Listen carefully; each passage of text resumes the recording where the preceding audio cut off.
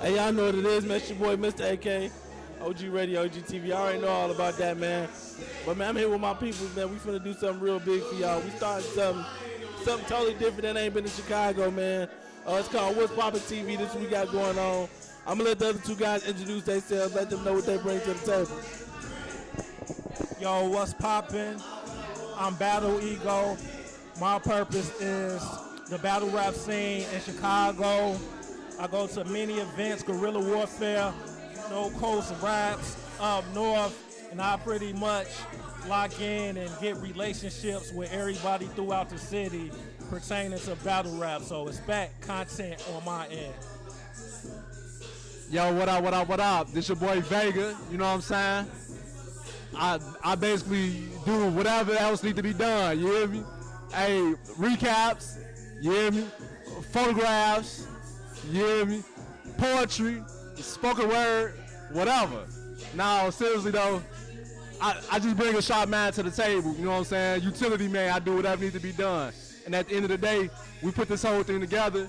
We hope y'all like it, you know what I'm saying? We love what we do, so we're gonna bring y'all quality product every time we touch down. What's poppin'? Giving the mic back to Prince. Like I said, it's your boy, Mr. AK, OG Radio, OG TV. Y'all mostly know what I bring to the table, man. I bring a lot of independent artists together with my radio show, with my web TV show. I just promote a lot of artists, man. That's what I do, man, basically. Any artist that need promo, need their radio spins, DJ spins. You know, I DJ as well, so I bring a lot to the table. But this is something totally different that we bringing together, man. And it's something called What's Poppin' TV. Basically, man, we giving y'all a recap of what's going on in Chicago. Not just outside the mainstream stuff, but stuff that's going on in the city that a lot of people don't get talked about, or a lot of artists don't get that shine, or they don't get that plug that they're supposed to get. So me join together with my man Battle Go and my man Vega, man, we trying to give y'all something real special, man. So what we got? So what we finna get into first? Like the first topic. Man, let's get into this battle rap. Okay. So basically, as far as the battle rap, like, what are some of the guys that, you know what I'm saying, in Chicago that y'all really see making that big move in battle rap? I say first and foremost, Coach Coleon. He just had an event called Ain't No More Midwest Movement at Adriana's, and he did his thing against Steams, who was a highly touted MC from Brooklyn, New York, I want to say. Right. This was a big matchup for him, man. And everybody in the venue gave it to him 2-1. And it was supposed to be a 30, but they gave him a gentleman 2-1. You know what I'm saying? Steams, he kind of said he was under the weather, got an assist from prep, but at the same time, at the end of the day, no matter what, you're a vet, you come prepared. Coach came prepared, you know what I'm saying? And he put on the show. But bigger than that, it's a stage presence. He demands that respect from the crowd, and he puts fear into his opponents, and he's very, very aggressive. 6'3", 6'4", that plays a part, your presence on that stage. Stage presence, lyrical ability. Yeah, he got That's that underrated. too. Yeah, schemes as far as the battle rap, the schemes, the metaphors. He got a pen. He up and coming. For real. Yeah, so I would have him as my number one. And another event I went to called Back to the Basics. Man, this guy called Mega the Savage. His style is so unorthodox, but he has those punchlines, those haymakers that if you go to on their homepage, Guerrilla Warfare homepage on YouTube, go to him versus Staffa. When I say he called a body in a one-rounder where it's hard to determine who, it was only one round. It was only one round. So when you put that pressure to kill somebody's spirit, you know he got that it factor. Yeah. And then we was talking about my man, same event went against Born. What was his name? Oh, King Crash. King Crash.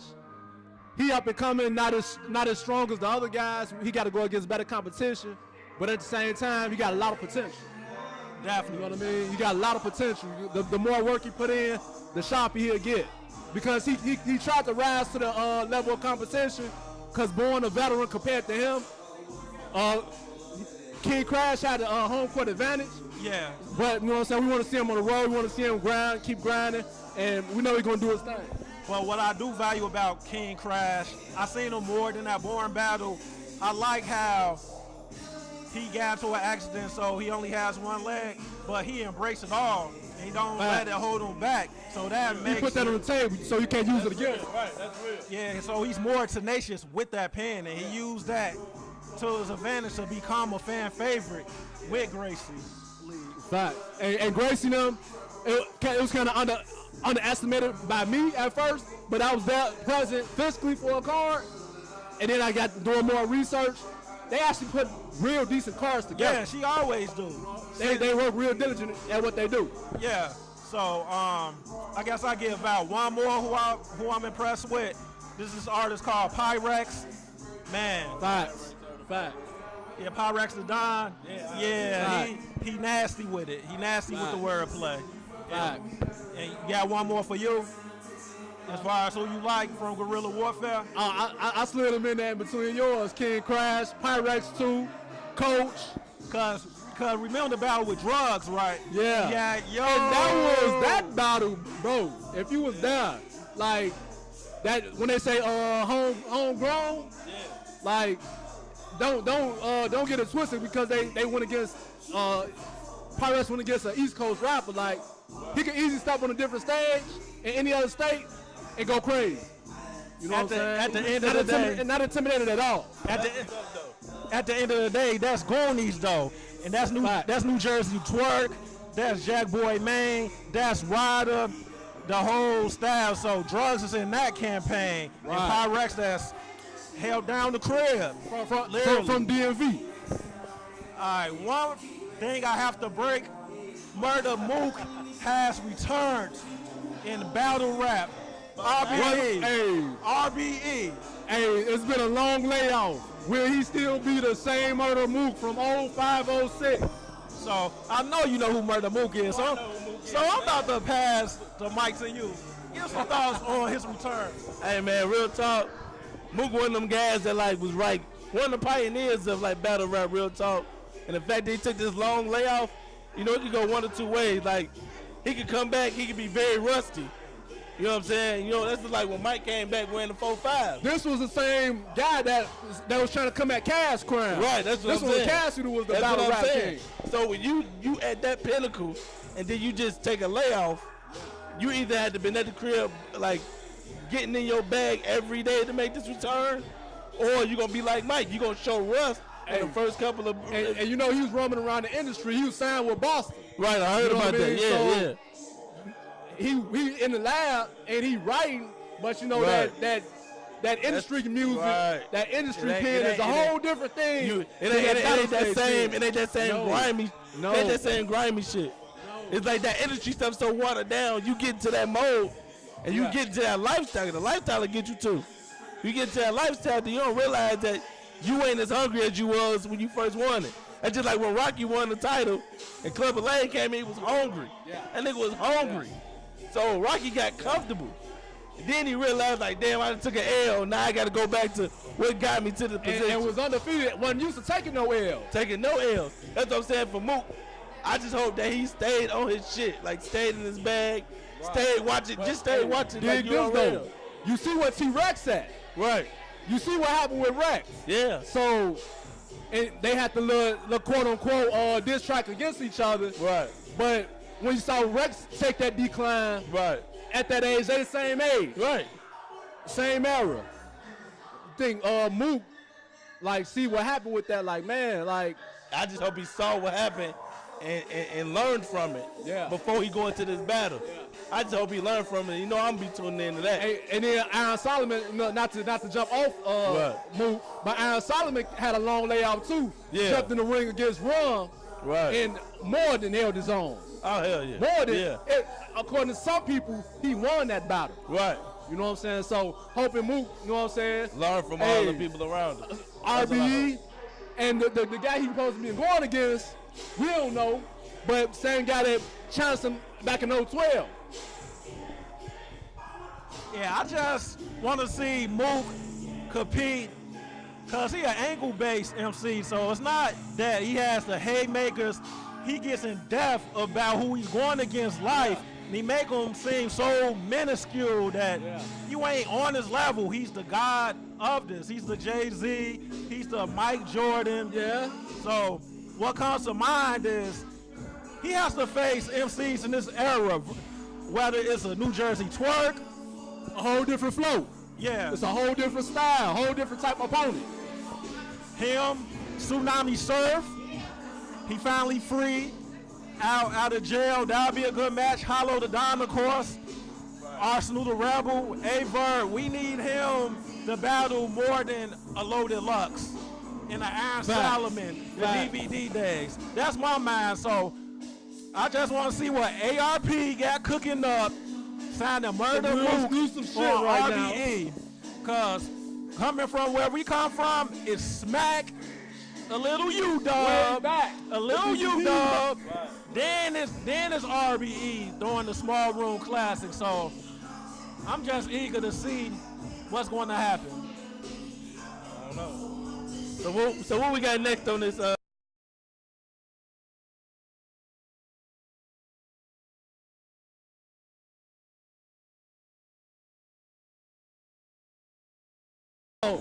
He want to talk about Cole. Hold on. Well. So basically, man, we talking about this KOD album, this J. Cole album. Now, with me, I like that album. I ain't gonna lie. I've been riding to J. Cole for about the third week. And I looked up some stats. They were showing like Drake dropped a couple albums. Drake dropped his last album on a month and a half promo. A couple other people dropped their albums on a month and a half promos. 3 days. 3 days, J. Cole said, A lot of people 3 months. 3 months. J. Cole tweeted 3 days, I'm gonna drop an album on this day.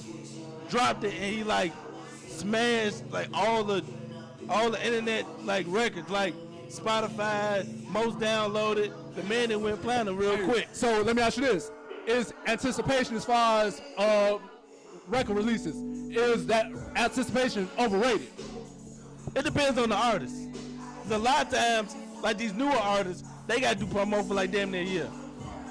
When you established or you done went through the grind like Cole went through the grind, look at how Jay-Z did when he dropped that album. He ain't really tell nobody he dropped the album. He just like, hey, I did a commercial, the album finna come out. That's it. Drake, he did like a month, maybe barely a month. Let everybody know dropping an album. So when you in that top tier of artists, where you ain't gotta do no promo, you just drop an album, that lets you know where you stand at in this music game. Because a lot of people don't get that. They're like, oh man, he did alright. Like, no. The man only said 3 days he was dropping the album, and everybody went and found that motherfucker. You know what I'm saying? All right, so let me get my gripe about J. Cole. Knew it was gonna be one.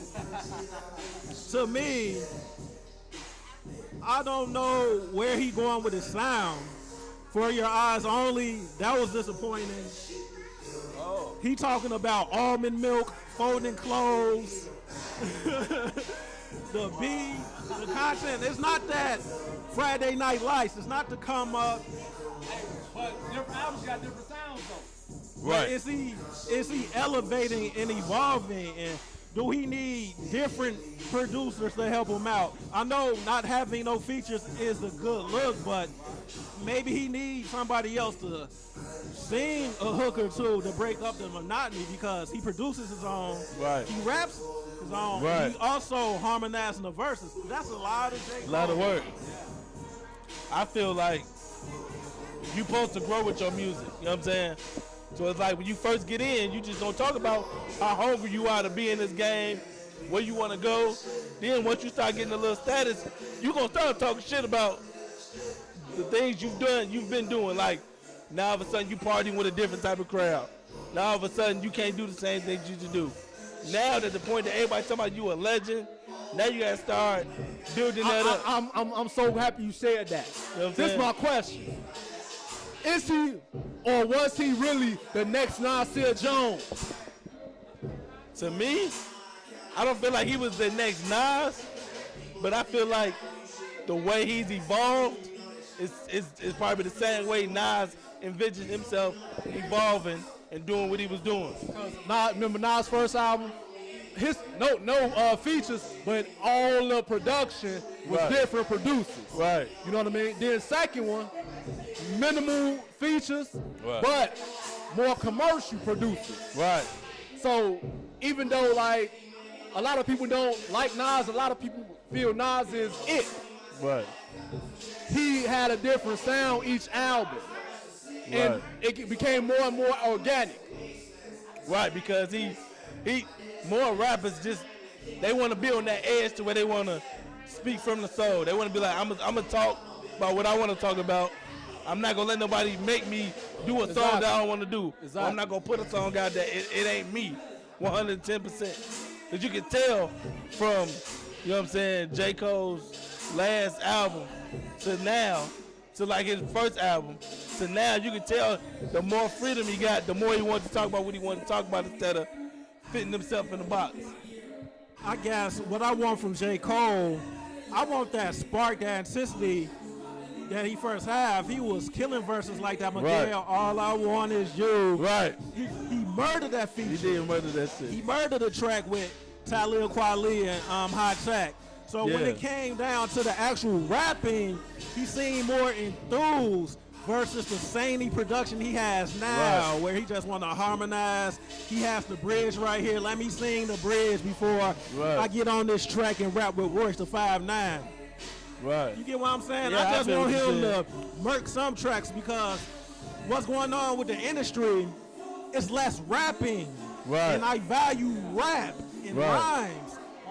And for J. Cole, I kind of want him to hold that end of the bargain and kind of like stump like Vietnam. I'm here in the building and just kind of like give more. You want to be more cocky, like Jay used to just be telling motherfuckers, I'm that nigga. Yeah, bring more of the false prophets. If you in that false prophet is hard. If you in that position of mainstream with Kendrick, Drake, I want you to compete and grab a slot. Like, no, I'm not in the top three. I'm number one. Because to that point, remember when he first came out, he was struggling for a hit.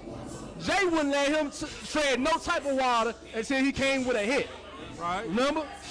So, and see him at the level of pedigree he at now, he's supposed to be a little bit more cocky. He's supposed to be a little bit more braggadocious. Yeah, just flat. You know, a little bit, just a little bit more boisterous. Yeah. You know what I'm saying? Yeah. So I agree with you on that. Okay. You know what I'm saying? And then how he was coming at Wale. Yeah. You know what I'm saying? He supposed to be flexing just a little bit more off that. Word. So think about if Wale, somebody he do 3 days of promo, you think he had the same type of reaction? Yeah. And see, that kind of sent me off too, because when he came out with that False Prophets, he came out with the other song where he just pretty much just spitting that hip hop vibe from like the 90s, early 2000s. Then I hear For Your Eyes Only. I'm like, dumbed it down. Yeah, it's like, you set me up. He did. He set me up too. So getting into the album, what are the favorites? My favorite album right now? Yeah, the joints on his current album. For me, I'm more so of I like Motivate, I like Kevin's Heart, I like Brackets, and then 1985, man. Them my joints right there. I must 4 out of I want to say 11 maybe. It's 13. It's Sidhu 13. Well, Sidhu 12, but ain't it like a skit? So I want to say 11 songs. It's 11. Yeah. So I like ATM. I peeped the video, Photograph. I also like Kevin's Heart. It was funny when Kevin Hart was in the video and J. Cole. Right. So that made the song grow on me. Yeah. Like, all right. A little bit more authentic. Yeah, I get it. So when I first heard it, I didn't really like no more than like 2 or 3 songs. Now I can say I like around 5 or 6. 6 songs. That's decent. Just passing it to you. That's decent. Hey, I asked how many songs was. I ain't listened to it. Okay. I listened to like a few tracks. I scanned through it a little bit, but it kind of sounded like a 97, 98 hip hop album. You know what I mean? So they give me a little bit more appreciation for it, but at the same time, I don't know. I'm just to this day and age, I'm expecting to hear, if it's 13, 7 to 8 on. All right, so I'm about to just get my rating on it. I would say it's about a 6 to a 7. He could have brought a little extra to make it an 8. But that's when the extra features come in now. Because it came and it went. Like literally, I think that the album length is only 32 minutes. So it came and went. So you AKA? I give it like a 7.5. Because it's something I could ride to. And me, I had to listen to it for like 3 weeks. Because I went through a list of the beats, then I listened to the lyrics, then I put everything together. So the way he put it together, he's telling the story. And the story is more so about KOD, kids on drugs. He explaining like, the first track he's telling you like why kids on drugs. Then the Kevin Hart, him talking about, fidelity, all that stuff. You know what I'm saying? So every track gave me something. Gave me some type of message. So, and then 1985 was just a joint that brought me back to the 90s. That joint, I was like, that's why I said 7.5, 8, because after I analyzed it, it gave me that story that I was looking for. Right. But like I said, a feature won't hurt though. Yeah. Hey, so we pretty standard. I give it a 7 just off the ones that I scanned through. Those that if you had a feature, it'll probably be, depending on the feature, it'll probably be like an 8. Yeah, because I want to see him with some lyrical titans that actually rap too. I actually want that Balado Boat, however you like pronounce that. Like, I know it don't fit, but can I have like a Royce the 5'9" on there to bring out the album so it just isn't J. Cole? Bring a different variety, a different aspect to what you're trying to say. There's a lot of times a feature from another artist, depending on how cold they are, will make the artist boost his track. You know what I'm saying?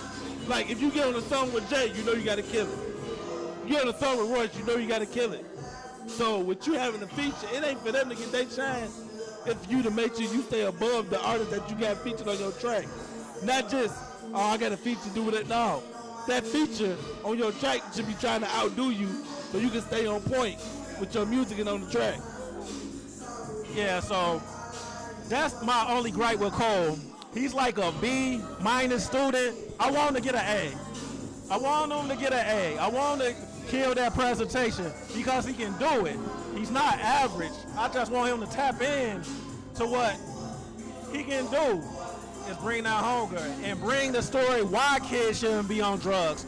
Why, like get more in depth of why Little Pump in the Littles is ruining the game. That's it. So it's not that I think he's whack. He can do more and I can see it. Hey, and I can see it. You know what I compare that to? Ray Charles. How he did all the production, he did all the background vocals, he did all the writing. A feature here and there, it will go crazy. Or James Brown. J. Cole presents, got a homie in there here, you know what I'm saying? Go crazy. Right. That's definitely something that I feel he should start doing too. Not a whole bunch of features, like two artists that you know that's gonna bring you up. 2 artists that you know like, hey, if I let him get on my track and he kill me, he gonna, you gotta add that fifth factor. You know what I'm saying? It's like if him and Kendrick do it, that's what I want. I want him and Kendrick to do an album. Because I really want them to do an album. Hey, remember Nas did that track with Scarface? Yeah. A lot of people don't do tracks with Scarface. Nah. When Nas did that track with Scarface, I was like, praise. Yeah. Praise. Definitely. So I feel like they got to do an album together, man. Because I think it'll push both of them. Who that? Cole, J. Cole, and Kendrick. I think that will push both of them. They'll be like, you know, they had the mixtape out. That was all right, but I'm talking about an album. The mixtape was cool. Animal. All right, that's what I'm saying.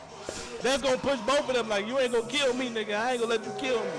It's going to be more so of like, dude, we got to kill this album, but I want to make sure my verses and my songs stand out with yours. You know what I'm saying? So not to veer too much off subject, do you think Kendrick took a hit over like the past year or two? Or you think he elevated how you supposed to? I think he elevated. I feel like what he did with the Black Panther album, that elevated him, man. Like, that's crazy. Like, I listened to that whole thing. I'm like, damn, Kendrick went back in his bag for this one. Like he went to Wakanda and got in the studio and then that shit came back in this motherfucker. I was like, the fuck? I'm like, damn, what Kendrick on? I'm like, I'm listening to the song. I'm like, man, my man was on the mention. Hey, that single with SZA. Oh my That's God. crazy. That's Oh crazy. my God. That is crazy. Oh my God. That's why I say he ain't take no hit. He was right where he supposed to be. He So- took that. Are they still on par with each other, or is it Cole, Kendrick? I get a slight edge to Kendrick because he using his features the right way. If J. Cole start using his features the right way, he'll get the edge. But Kendrick is using his features the right way. And he featuring the right songs. Don't get me wrong. The Miguel, him and J. Cole and Miguel got a song called Come Through and Chill. They killed that shit. That's one of my favorite joints. But that track with Kendrick and SZA, that's crazy. What you say? I say Kendrick is like an orchestrator. He's sort of like a producer himself, how he arranges his concepts. The Kid, Mad City, Section 80, the albums he dropped. I want to say he's 4 for 4 out of what he dropped. Right. There's no inconsistency. So if you want to give it to like Dre molding him into having that vision of this is how an album is supposed to sound, Right. and it's supposed to be a movie. He has a slight. No, he's a couple steps over Cole because he has no I agree missteps with you. thus far. I get you. So he's a couple notches. Cole has that potential to like get on his level and raise that bar too. Oh, yeah. So when they Definitely. come up with that compilation album, it can be something epic. Right. It can, literally. So Yeah, that's I agree with you on that one. I definitely do. But yeah, man, like I said, we in here chilling. First of all, shout out to Manny's Blue Room for letting us come through and do what we do, man. You know, I'm from the land anyway. I'm from Robin, so y'all know what it is. So shout out to my home, my club, letting me come through and do what I do, man. Definitely do appreciate it, man. But like I said, man, I bring a lot of stuff to the table as far as OG Radio. What's up, everybody? My name is Shannon Clay. I'm a part of CRSMG. I'm a singer, songwriter, artist. Right. God damn it, that's who I am. So tell everybody the singles that you got out. Or at least the one that's on my show.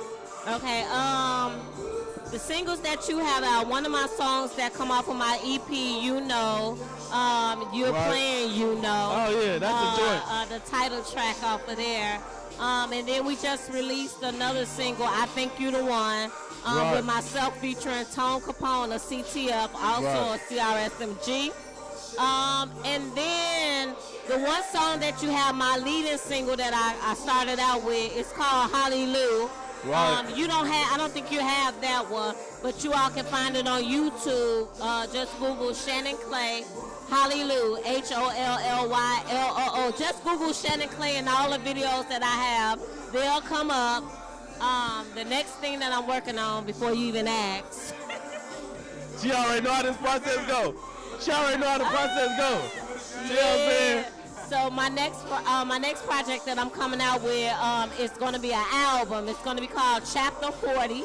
I'm releasing that for my 40th birthday. Yeah, I'm 40, y'all. I will be 40.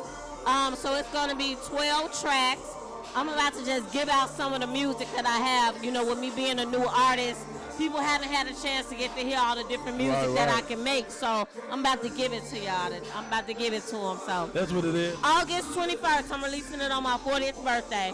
Okay, so tell artists what they can like. A lot of artists don't have a budget, so tell them where they could put their music, upload their music at for like streaming and all that, getting that free exposure. Well, the free Facebook is one of the best I can't even think of the word, avenues that you can use to get your music out there for free, to get people to hear who you are, to see who you are, because a lot of people are not buying music. You can put your stuff on iTunes, but it's not going to sell. And if you're an artist like me, I don't do music for the sales. I do music because I know how to do music. I have the ability to, and I want to be able to share it with other people. So, you know, for artists that don't have a budget, you got SoundCloud.com. You got ReverbNation.com, your Facebook page, YouTube.com. It makes a lot of sense to utilize all these free avenues. And there will be a time where you have to pay. You know, we can't just think everything is going to be for free. You know, sometimes you get blessed where certain opportunities come to you because of the talent that you might be displaying, that you might not always have to come out your pocket, but you got to have a support system behind you. Ain't nobody gonna keep booking you for shows if ain't nobody come to see your ass. So, you know, that's important too, to have a fan base. And I do my stuff off of grassroots fans. You know, the people that grew with you, you know, people who was out here with me when, yeah, literally, like when I just got my studio equipment and they watched me recording. Now they see me opening up for Twister, you know, doing my own shows. So we got I'm here, y'all. I'm here now. So. Okay. So any other than that, tell us where you started from, how you got to open for Twister. I actually have been writing music probably since about the age of 19, maybe earlier than that, but being in church choirs and stuff like that, trying to sing with that, but people like literally people at the church will prophesy to me and be like, so when you gonna do a CD? And I'm like, ha ha ha, that's funny, because I had nobody to make beats. I had songs, like I literally had a folder of songs that I wrote back in 1996 and 97. Like I still have that. And I actually recorded some shit that I can use now. Is this a cursing show? Am I supposed to be cursing? Y'all gonna edit it? You good. Okay. Y'all know me, I'm regular. I'm a regular person. But I started there, and for years I didn't have anybody to help me go forward. I didn't have anybody to make beats for me. I couldn't play instruments. All I can do is sit down and write a whole song. I've never been taught none of that. I know the melody, I knew all of that. So fast forward maybe 20 or so years, I had started a job. And I ran into the mother of an old high school friend, which is Tone Capone, who is also the cousin of Cue Ball, who is my manager. You know, so that's how we all came together, because I was writing a script for a movie, and we were gonna film that. So that's how that came. Danny Boy was gonna be my lead role star, but he went back to Atlanta, so I started doing music, and here I am. And how many years? How long ago that was? Probably about 3 years ago, 2014. Okay. 2014.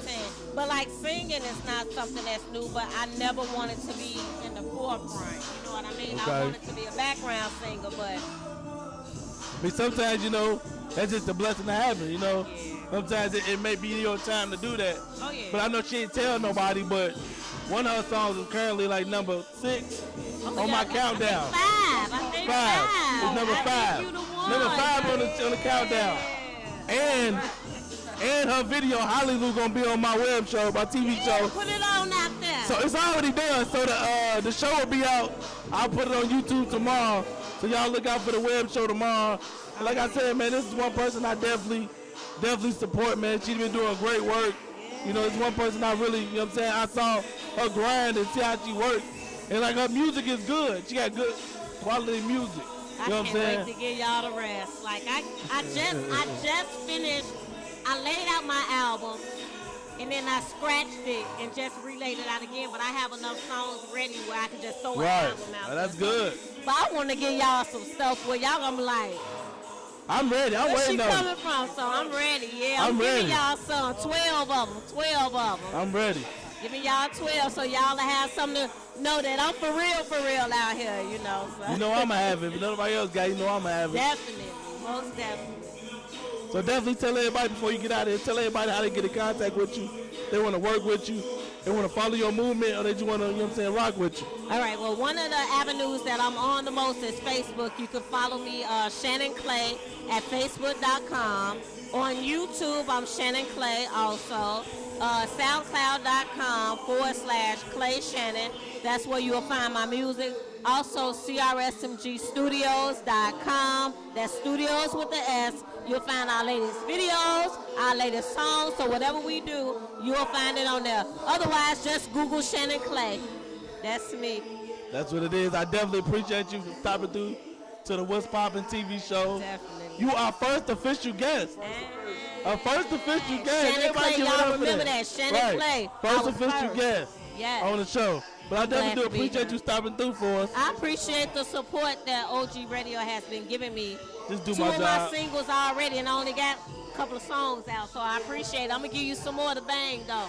So That's I what it definitely want to is. let you know in person No problem. that I appreciate y'all. Thank y'all for this interview. Oh, no problem. I had to be here. I don't care. I'm sleepy, but everything, but, you know. That's love. That's love. We appreciate you. Thank you. All right, I'm done. I get out. But yeah, before we close this show out, man, I want to thank Manny's Blue Room. Shout out to my girl Roslyn, 3T Productions. You know what I'm saying? I appreciate y'all for plugging me in here as well, man. Y'all got anything else before we get out of here? No, just blessed to be here. Have this club, you know. Right. The venue, that's the most important to get our content out here. That's what we gonna bring. We go form like Voltron and make it happen at the end of the day. Hey, I appreciate the brothers for having me here, you know what I'm saying? Appreciate our guests. And it's a beautiful thing that have an open mind, do new things. We gonna, like bro said, we're gonna form like Voltron, but at the same time, we're gonna allow this energy, man. We're gonna allow this energy to keep growing. You know what I'm saying? And let it work like that. Definitely gotta build the momentum. We see the support system coming, showing up, even viewing us, you know, doing our first episode. So everything is all good. All good. All right. Man, yeah, we finna get out of here, man. It's your boy, Mr. AK, OG Radio, OG TV. My man TJ, my man Vega. Hey, I know Vega what I say, signing man. off. Do what you love what you do. Rest take care of yourself, man. Chicago, put the guns down, respect life.